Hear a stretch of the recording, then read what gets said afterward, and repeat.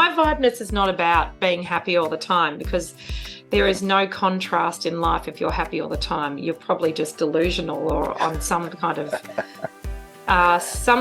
chemical that helps create that, but it's false, right? It's about drinking in the moments, even the moments of quiet, and being fully present to those and cognizant of those, of the richness of every experience. But I do think high vibe living and fucking the shoulds is all about allowing the universal momentum of energy to guide us to live our best lives. And that is the most overused term, and it sounds like a complete wank fest, which is not how I mean to use it. But maybe a good way to start is to Fark I should. It should.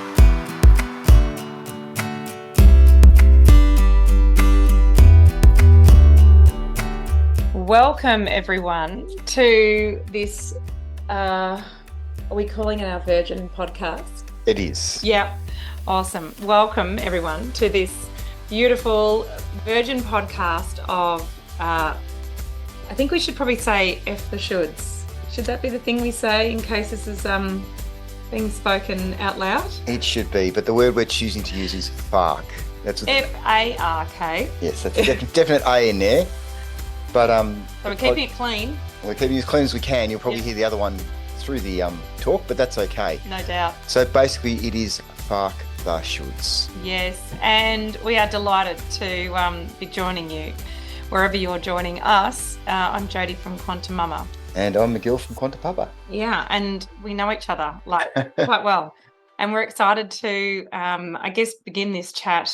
We have had a few conversations about, I guess, creating a podcast that is full of conversations around how to create a high vibe life. We're really interested in creating conversations around amazing births, really insightful, intuitive parenting, and ways to actually live in a very high vibe life.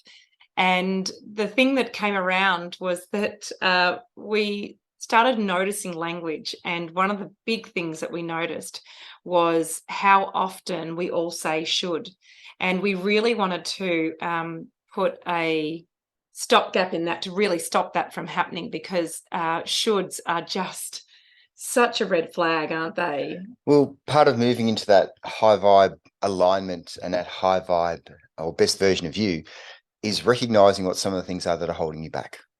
And for us, we found that we were doing a lot of shoulds. Yeah. I should do this, or I should. People everywhere do shoulds, don't they? And for some reason, not for some reason, I mean, we're constrained by society, by expectation that we put on ourselves, by expectation that we... Commitments, things that other people put onto us sometimes, and we don't really want to do them. Yeah. Or we have, it's sort of... We have an objection to doing it all the time, but we have this real overarching feeling that we should.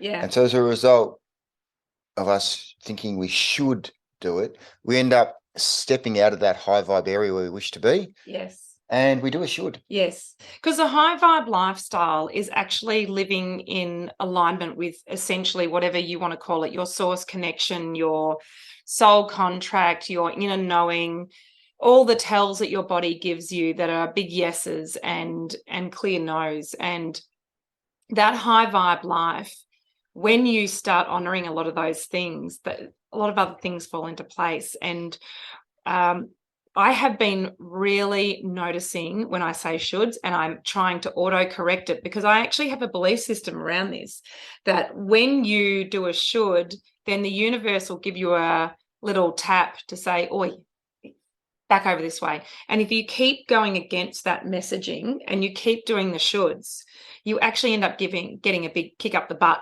at some point, don't you? Or, as we've said before, the universe will throw pebbles to get your attention, and then when you don't listen, it'll throw a brick to really get your attention. And so we are so keen to explore this idea of fucking the shoulds, so that when you hear yourself say, I should do that. Or when you feel in your body that's something that's been asked of you, or something you're about to do or commit to is a should. It's not one of those things where we're jumping out of our skin going, yes, I want to do that. you need to examine why. Yeah. And we want to model that behavior to our kids as well. And that's all part of having a very high vibe lifestyle with your kids as well. And this whole conversation has been coming around for, quite a few months, and we notice and we joke about it with, our beautiful circle of friends, and pick each other up when we say should. And, I've got a t-shirt that says "Fark The Shoulds" now, because I just really want that message to keep being reinforced. But we had an experience today where it really brought it into perspective how strong the programming is around shoulds. Yeah. And I'll just go back for just a sec. Yeah. When we're talking with our friends and our people we're close to, and they'll tell us what they've done, and you'll just see them in their mind ticking over of going, oh, I've done a should. Yeah. I really didn't want to do that. And and sometimes we ask the question, or they come to the conclusion themselves, where you might say to someone, so was that a should? Or they say to themselves, oh my goodness, that was a should. I really didn't wish to do that or be part of that. So, it's not only becoming aware of it and having a discussion about it, but we're still going to do them. Yeah.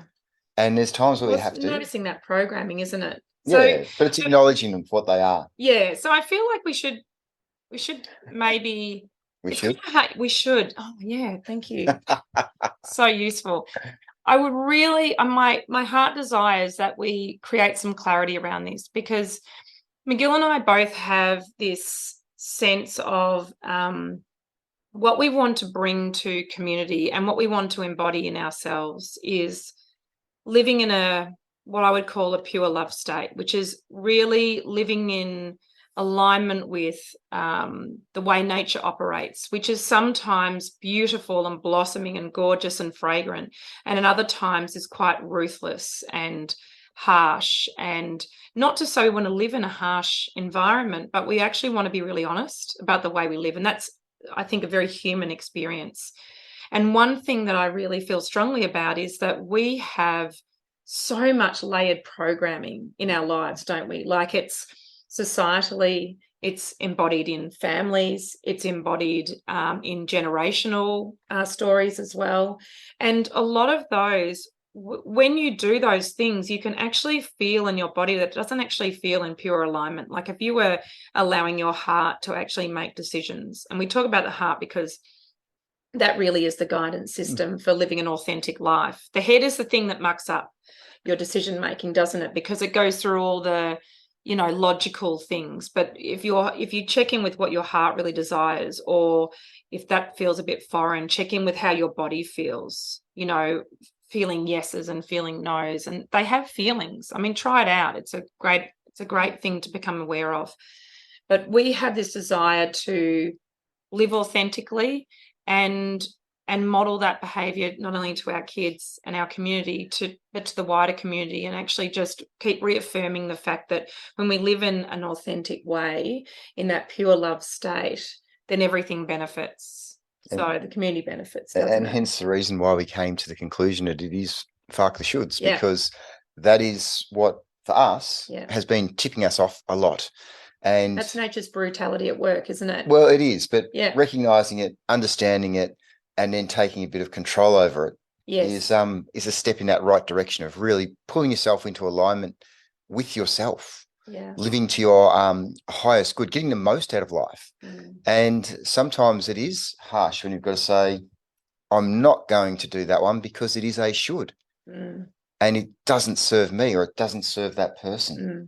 And other times it's I've got to show up for that, and I need to do that, and it's a want and a desire and a need to do it, so you do it, as opposed to an obligation of I should get out of bed this morning, or I should go and do this. That's right. It's no, I'm up and I'm going and I'm off, and that's getting right into that alignment. It skips the thing where you grant yourself permission, or you get permission from someone else. Like, I've even struggled with that conversation about, you give yourself permission. I'm like, who decided we actually need to ask permission? That suggests a lack of disempowerment to me. if we are sovereign beings in our own body and living in community and in harmony with nature, then we don't need permission for anything. We just have to live in the greatest life of honor in that way. You know, you honor self, you honor your community, you honor your environment. Would that be fair to say? Yeah, it's that empowering yourself. Yeah.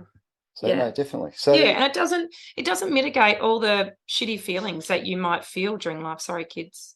I should say there's a language warning anytime I get talking. So McGill, he's okay, but me, I'm a little bit of a sailor. Yeah, but anyway, what we wanted to do was, I guess it was funny because we are really interested in showing up authentically to you. So there is, please forgive us, we don't plan anything. We literally just go, what do you want to talk about? Let's talk about this. And that's it, you know, and it is part of having real conversations about stuff. And sometimes it feels very such a first world middle class problem, you know, this idea of fucking the shoulds and, you know, shall we have fish for dinner, or, you know, shall we go out for dinner? And, you know, like, it's just so middle class. But I think there's a lot of discontent in our society in the middle class because we have so many expectations that are put upon us and we've placed upon ourselves, and there's so many shoulds in our society that creates that discontent. And as a result of all this, we are constantly putting ourselves under unnecessary pressure. Absolutely. And we are creating a falsehood to a point on what we're achieving, or what we think we're achieving, or in fact what we're not achieving and what we're missing. Yes. And that's probably been the big change for us, is that all of a sudden we're looking at a lot more things in our lives and going, you know what?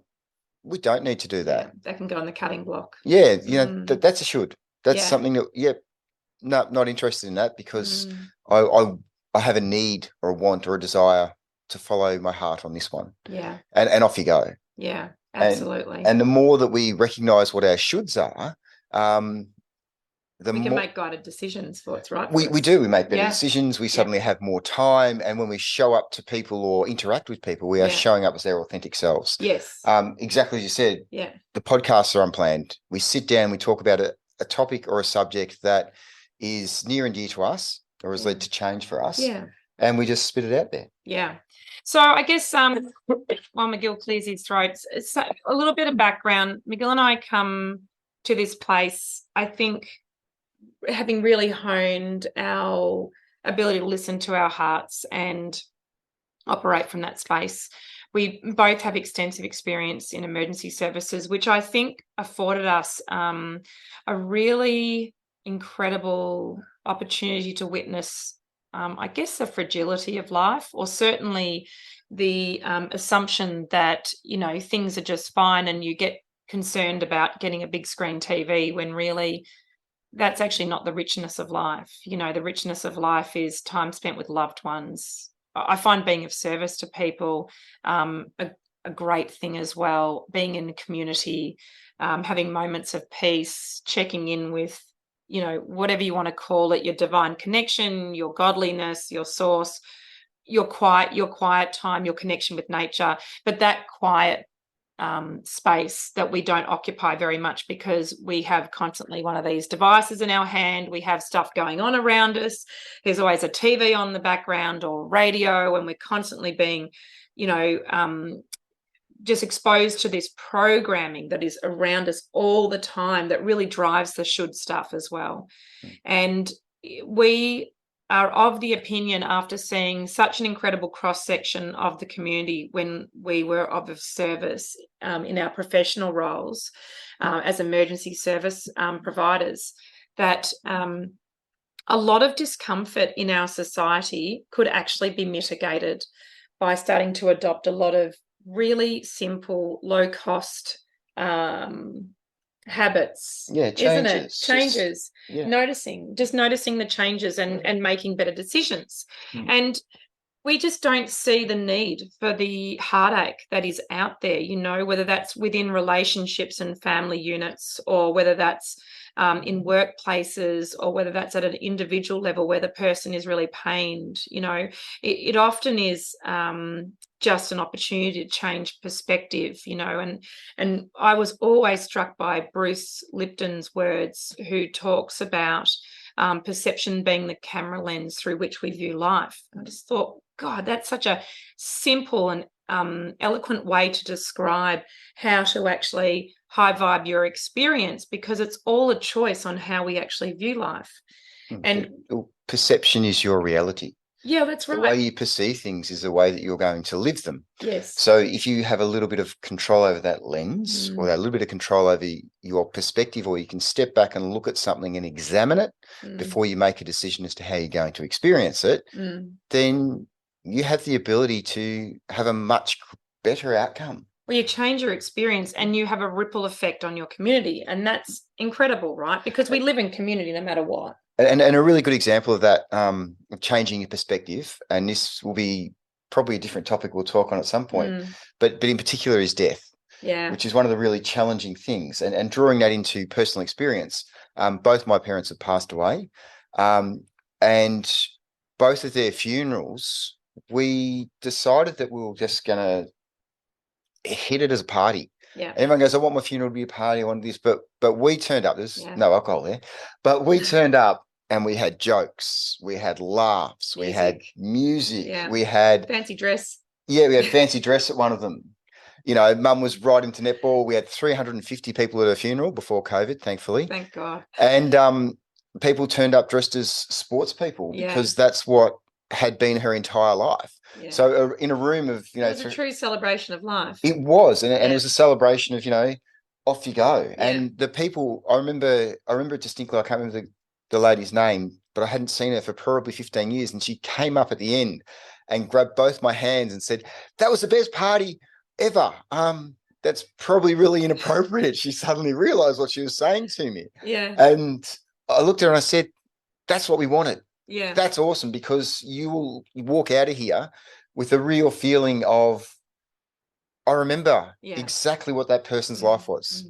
And that sort of high vibe stuff is, well, we were very powerfully committed to the idea of creating celebration, you you, me, your sister and her husband. It was a nice little quartet making the decisions. But if you were to kind of view that from the point of view of, say, the funeral parlour and the staff there, we were really fucking the shoulds all over the place, because that is not what is done at funerals. I know that funerals are changing now, and I agree. I think this is a whole other conversation that we could definitely have, and I would love to do that at some point, because we do death very badly in our little Western society. We do death very badly, and there is an opportunity to really shake it up and honor it. In the words of, I think, Dr. Zach Bush, who another amazing guy as well, he talks about the two opportunities, and they are birth and death. And I mean, there's conversations around birth we can have about high vibing birth, but high vibing death as well is a great opportunity to have a conversation around that. But the effing the shoulds, what I want to come back to is this idea. This is a little bit this podcast, I guess, or this conversation, I should say, is a little bit of a love letter to my family, because one of the last vestiges of shoulds in our lives is family ties. And that's not to say that we want to untie those family ties, but we had an opportunity today. So this is very fresh and very raw, and I want to honour my family when I sort of share this with you. But we had the opportunity to really F the shoulds in a major way. That, we cancelled a trip that was going to stretch us so dramatically in our life, like just in a way that we were just trying to squash so much into one day. And I could already see the fatigue there. And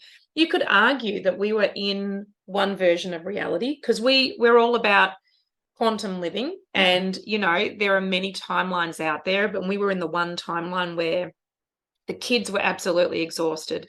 We were going to inflict upon them something like a 12-hour day to go and see our beautiful family who we are missing terribly.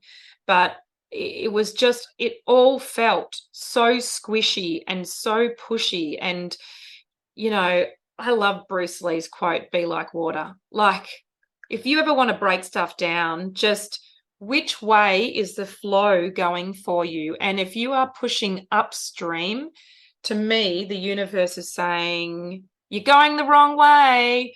And it's trying to get your attention. And they're the pebbles. And the bricks are coming if you don't listen, aren't they? And it's not sustainable. It's not. So we're in a position where we were really keen to go and catch up with family. So we're looking at probably, 10 to 11 hours in a car, 4 or 5 days away, 10 to 11 hours back. And we have been running flat out since before Christmas. McGill and I do that a lot, don't we? We do. We're getting better because occasionally we're saying... Better at doing a lot? No. Well, occasionally we're saying Fark The Shoulds. So we're not doing as many of the shoulds. Yeah. But again, for us, we're trying to create that balance in our lives. And what became apparent was that we needed a rest. Yeah. We wanted to go. We all want to catch up. Yeah.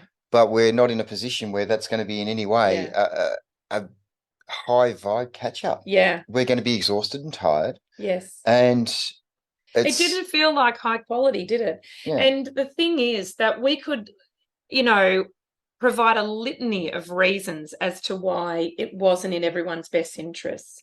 And one thing I think we'll talk about in future conversations is our use of muscle testing, whole body muscle testing. If you don't know about it, go YouTube it, or, use your search engine to get you some answers. But it's awesome. We find it to be a very quick way to get out of this for decision making and back into, say, this or the body, to get clear on stuff, because it's not like the head is any wiser than the body in that way. So we just take our lead from the body.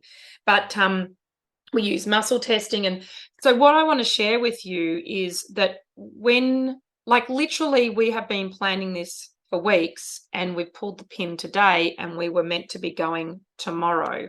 So it's pretty last minute. And it's not for me to share how my family received my family received their news. That's theirs to share. I won't necessarily discuss that. But what I do want to talk about, which I think is where the real richness in this experience comes from, was that we had to tell our 4 kids that we weren't going, and they are just hanging to catch up with their cousins. They haven't seen them for the better part of a year, and certainly haven't had quality time. And I had to work out a way to, because I assume responsibility for this. McGill was in the passenger seat for it, bless his cotton socks.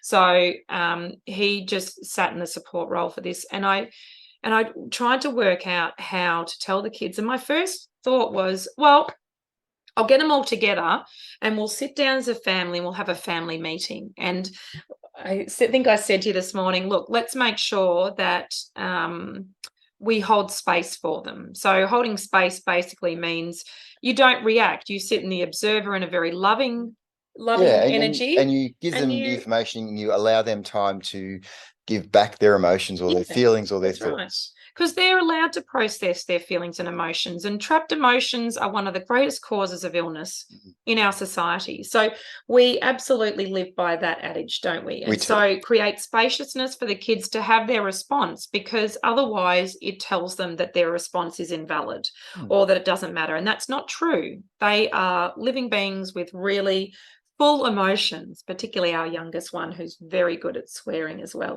He uses language for his outbursts, doesn't he? He does. He uses it in context, which Jodi is very proud of. Very proud. Well, we homeschool too, so I consider that to be English and literacy tick.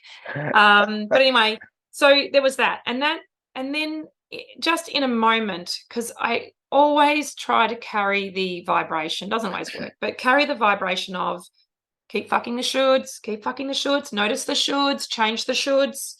And in a moment, I just went, oh, I think that's going to be a really shitty experience for them.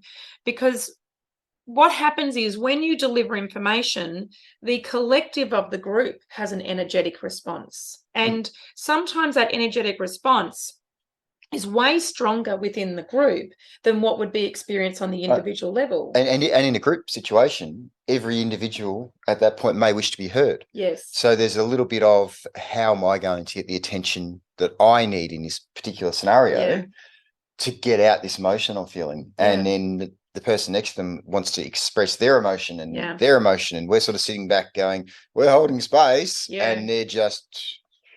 And we're tired.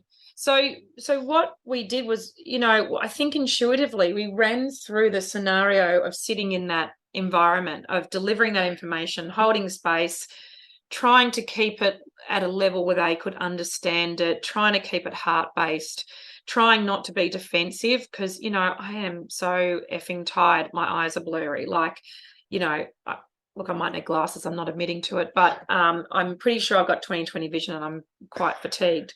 So we're going with that. And I just thought, I can see there's so many potholes with that execution, isn't there? So in just in this moment, suddenly this opportunity that I had one kid just there, and I just went, I need to talk to you. So I am. So basically, instead of sitting to that group scenario, which we've done before, yes, we decided, no, let's grab the kids one-on-one. Yeah. And let's tell them the news and hold that space for them in a one-on-one setting. And when you got 4 kids, that's not always easy. No, it virtually never happens. But at the same time, we had real benefit out of this. So from our point of view, we were farking assured this morning. We were saying, no, we're not going. As Jodi said, we've got all these reasons, but at the end of the day, we're honouring ourselves. Now, we're 2 out of a family of 6. Yeah. So there's 4 other beautiful spirits in here that need to be honoured. So Jodi, to her credit, came up with this wonderful idea of saying, I'm just going to do them one at a time, one-on-one. Oh, I literally was like water. The opportunity presented itself. And so it's about being present to the moment and noticing when those opportunities come up, because this came up so beautifully orchestrated. Like, it was just perfect. I had a quiet moment outside. It was with number 3, and he's an intuitive little soul. And I just spoke from my heart, and I said, I'm so worn out. I'm so exhausted, and I don't know how to make this happen. I want it to happen, but I just don't know how to make it happen. There's just too many things going on, too many balls in the air, and it breaks my heart to say this to you, but I just need to cancel the family trip. And he looked at me, and we've got a kid incoming. So, hey, darling, be with you soon. That's how it goes, right? I mean, we're at home. But I do want to finish with this.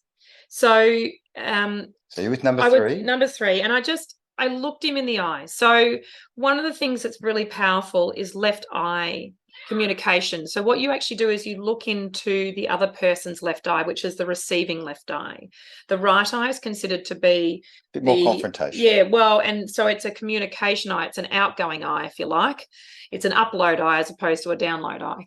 So looking at the left eye and communicating from that point of view, and then just allowing some spaciousness in the conversation, because I think sometimes what can happen is we move into defensive mode just to try and cover, or mitigate a lot of big reactions, trying to supply them with reasons as to why this is not going to work out this time.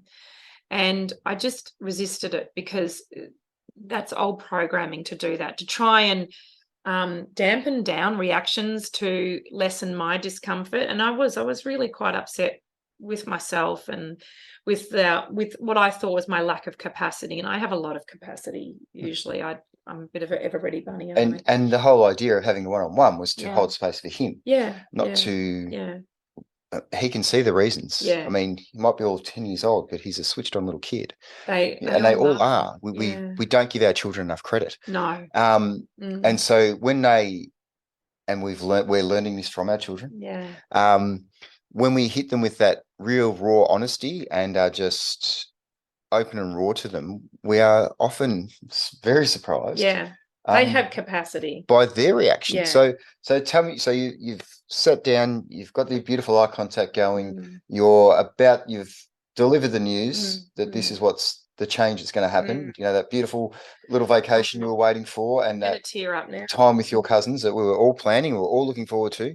We're now not going to do it. So what was the feedback that you then got from number 3?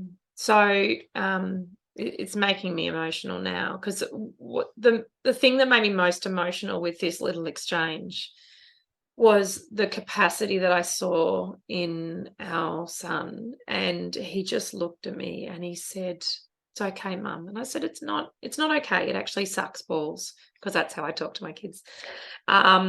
I'm like, "It sucks balls. Like, it really sucks. And I'm so sorry that I'm doing that." And he said, "I can see you're tired. It is okay.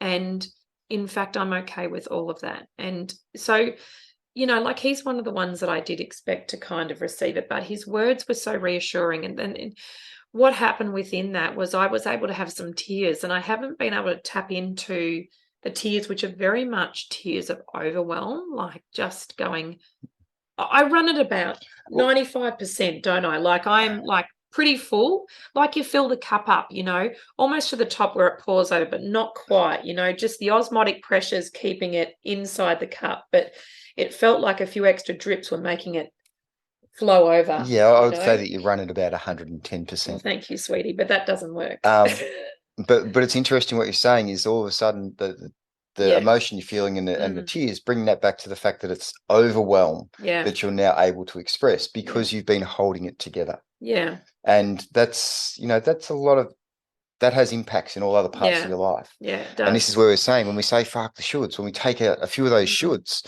suddenly we start honoring a bit more of what we want in life. Yes. And we get to a point where we can hold that space around us a bit more and we're more present. Yes. Yes. And I guess what I just want to touch on is our daughter is so heart-based. She's just gorgeous with how heart-based she is, but she feels emotions and big emotions. So we hold space for that. And I knew that this was going to be difficult for her, but I also said to McGill, I really want to make sure I'm not sitting in the future where, I'm assuming that she's going to have this big reaction to it, because in fact, that's really unfair. And in fact, that creates a broadcast signal that then she bounces back. And so am I creating it? How much am I engineering this situation? So I really wanted to have a real clarity about how I approached even talking with her and giving her some spaciousness to feel what she wanted to feel without me expecting it. And immediately she held space for me, because again, more tears. And it was a really interesting morning, and there was some richness. There was a tremendous amount of richness in having that vulnerability around your children, because if we're going to regard them as whole and complete humans, which they are, they're very absorbent up until the age of 7. They're very absorbent up until the age of 7, but they are still complete, and they still have their own sense of divine connection and personal instructions and autonomy, especially when we afford that to them. And what was interesting was this kid that has really big emotions and big reactions usually, so that's been our experience, today held space for me and just kept saying it's okay and it's fine. I said it's not okay and it's not fine. And I said, if you really have some big emotions, feel free to come and give me the proverbial slap across the face, or you can shout at me, or you can rage, or you can, let out anything that you need to let out. You don't need to hold that within. And it was beautiful, because she then didn't indicate she was going to do that, which she had been sort of saying to me, "Oh, no, I don't need to." I'm like, "It's fine."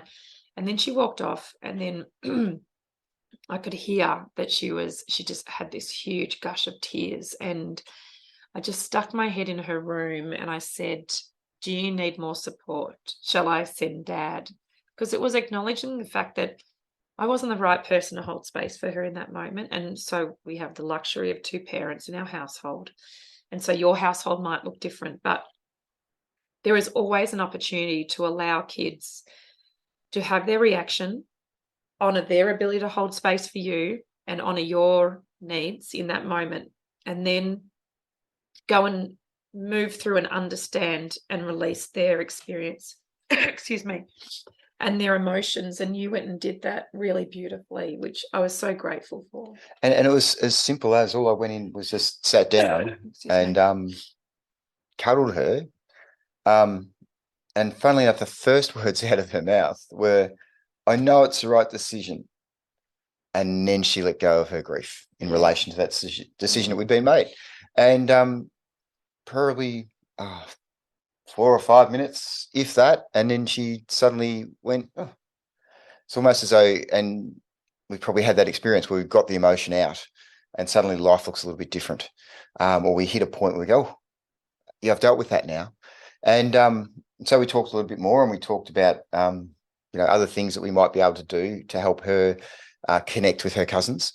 And but we don't try and replace what we've taken away, which I think is really important. Yeah, we didn't say, oh, we're going to go and well, let's go get an ice cream, or let's go make or we're going to go in 3 months' time, it'll be okay. Compensatory or bargaining things. Yeah, we don't like doing that. No, and you never offer something that you can't deliver. Yeah, correct. And you never promise something that you're not going to deliver. Yeah. Because then you're not truly living in alignment with with who you are. Yeah. And to her absolute credit, she moved through it so quickly, and because this was a big change for them. And we saw another side of her.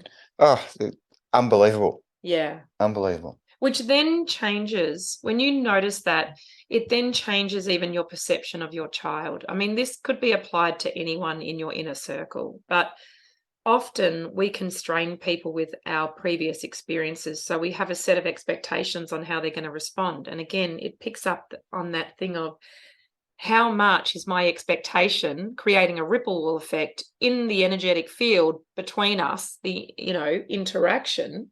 How much is that actually steering this experience, or impacting it? And that expectation that we have that, I'm going to tell my partner this, I'm going to tell one of my children this, and they're going to react poorly, and this is going to happen. And so we go in there with that, and that's exactly what we get back. And we try and control and steer it.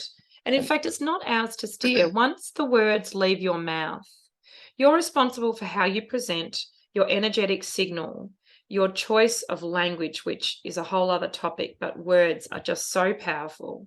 But you are responsible for all of those things. You are responsible for delivery. You are responsible for your authenticity. You are responsible for showing up fully, and I think in a heart-based way.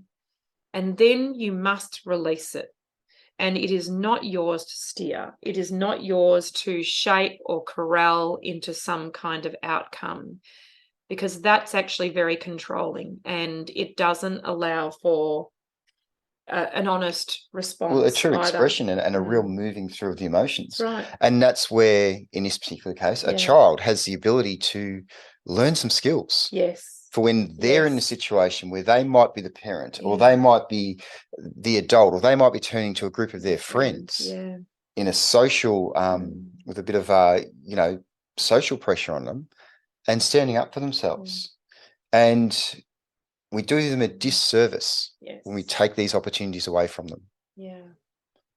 So we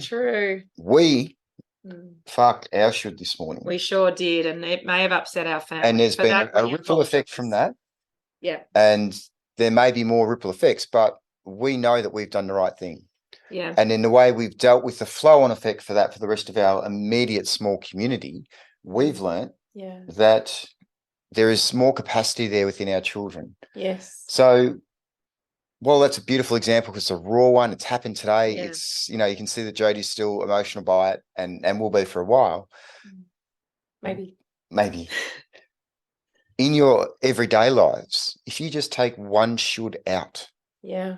Just notice one. It. Or notice it, acknowledge it, and go, look, this is a should. I'm going to do it this time. Yeah. And then I'm going to stop doing this. Hear yourself saying it. It's really powerful when you hear yourself saying it. And sometimes even when you look back on something, you go, oh, yeah, that was a should. Yeah. And you can release any control that should had over you. Yes. And, to take back and to be able to step into your authentic self and to get your back into alignment of who you want to be and where you want to go and get that high vibeness in your life. Yes. On a much more regular basis. Some people can do it all the time. Yeah. But on, a much more regular basis, then start to say, Fark The Shoulds. I'm sorry, that's a should for me, and I'm not going to commit to that. Yes. And high vibeness is not about being happy all the time, because there is no contrast in life if you're happy all the time. You're probably just delusional or on some kind of chemical that helps create that, but it's false, right? It's about drinking in the moments, even the moments of quiet, and being fully present to those and cognizant of those, of the richness of every experience. But I do think high vibe living and fucking the shoulds is all about allowing the universal momentum of energy to guide us to live our best lives. And that is the most overused term, and it sounds like a complete wank fest, which is not how I mean to use it, but maybe a good way to start is to fark. I should. It should. We will see you next time, should you decide to join us. I'm kidding. You'll want to. Of course you'll want to. Who knows what we're going to talk about? We're going to get to it again sometime soon. And it might just very well be a topic you need to hear. Correct. Well, we just need to talk about, and you can be our therapist. And a lot of this is stuff that we want to get out. Yeah. Because it's stuff that if we hold on to, it slows us down from being in our high vibe. Absolutely. State. And creates sludge in the communal energetic field. So we're going to clear it. Yep. And if it helps to just move a little bit of what's going on for you, then that's an amazing bonus. The kids are coming in. Our time is up. Big love to you, beautiful Quantum Mama community. Bye. Bye.